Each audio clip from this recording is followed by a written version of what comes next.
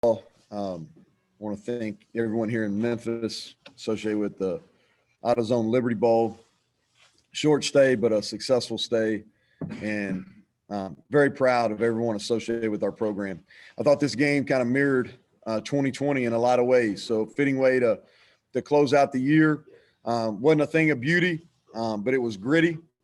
And, I thought it was really important for our guys to finish in the right way. Going into this game, we had played football and we're great representatives of how the game should be played for 8 games. We didn't win them all, but we had a chance to win every single one of them. Then our 9th game was ugly. It wasn't who we were. And for us to bounce back and have a come from behind victory here in the 4th quarter, win our 2nd bowl game since joining the Big 12.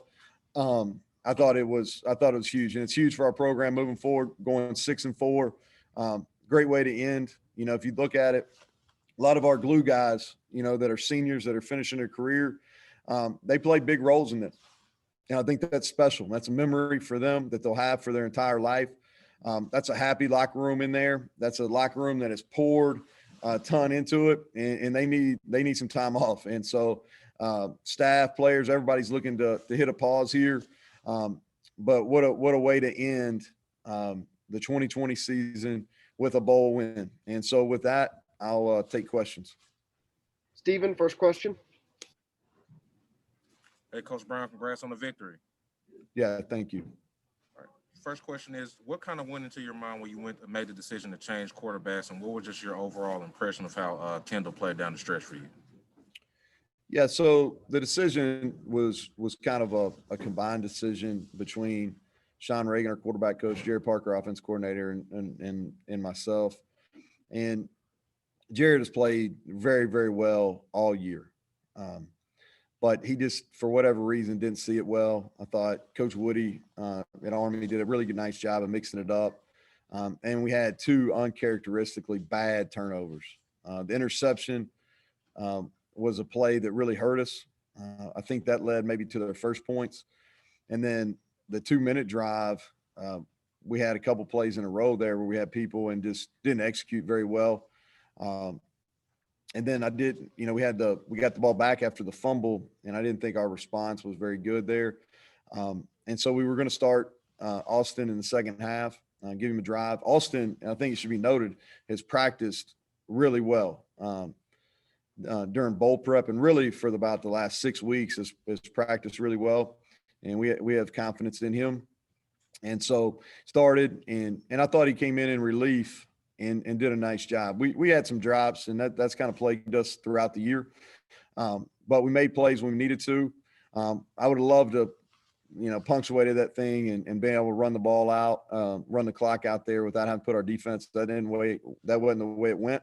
So I think we've got some growth there to make for sure. We've got to be able to run the ball when everybody knows we're going to run it. So, but that's a story for another day. But I thought Austin did a really nice job. I think it's a good story in the fact that I thought over the last 2 months of the season, he handled adversity really well, had a good attitude, was fun to coach. And then when his number got called, he made the most of it.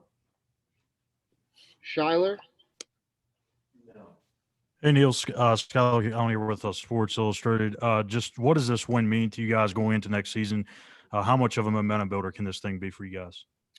Well, we talk about 4 things in bowl games. And you probably heard me say this a couple times in a couple different press conferences. Number 1 is win the game. So that was huge. Number 2 is to provide a memorable experience. And we tried the best we could. And I think we did that. Third thing is to honor our senior class. We did a lot leading into this game to really honor those guys. They had a total non-traditional senior year, and that wasn't something they asked for. So we tried to make it and really honor those guys in the correct manner here finishing out.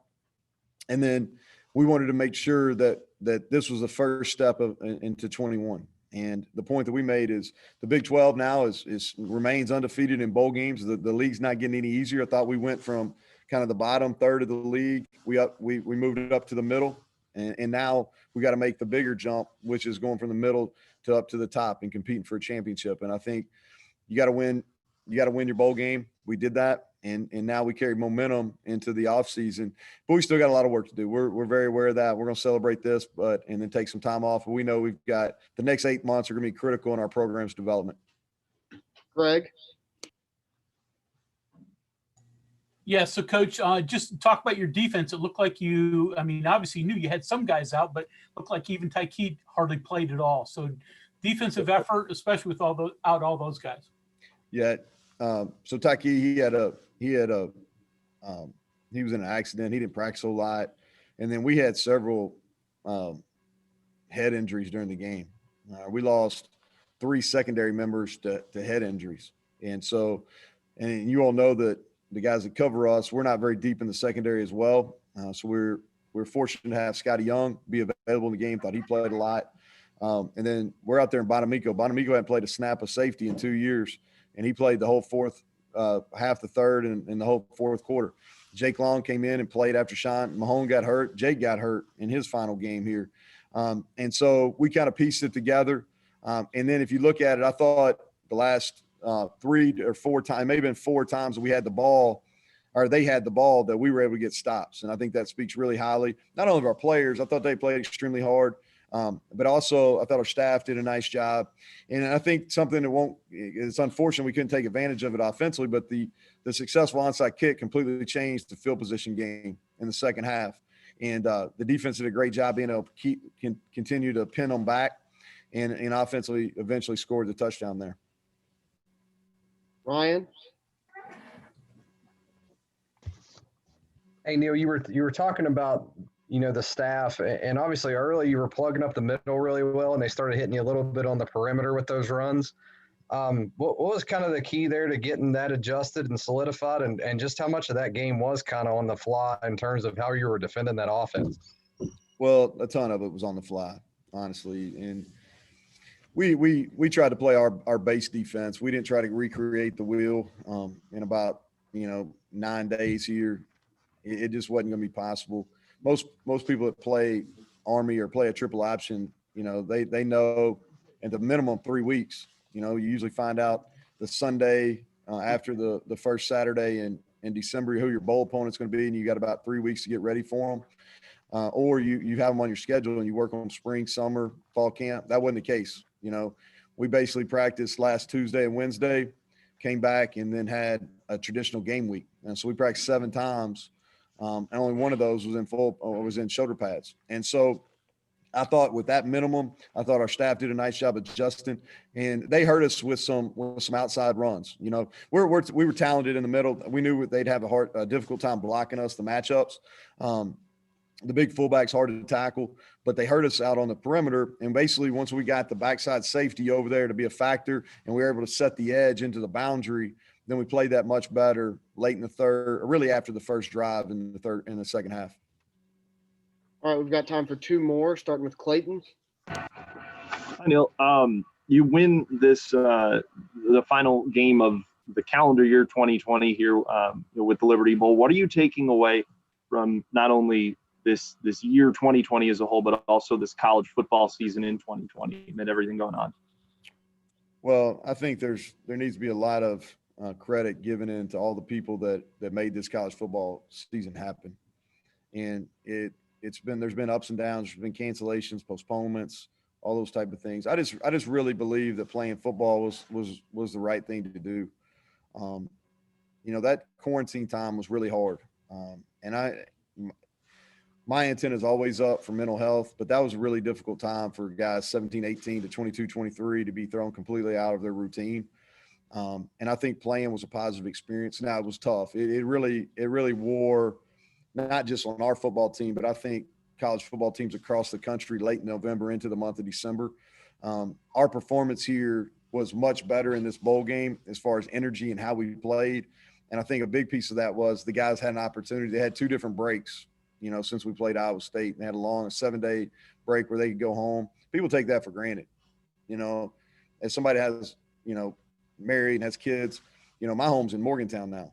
That's not where I'm from, but my home is in Morgantown now. Our players, their home is wherever they're at, wherever they're from.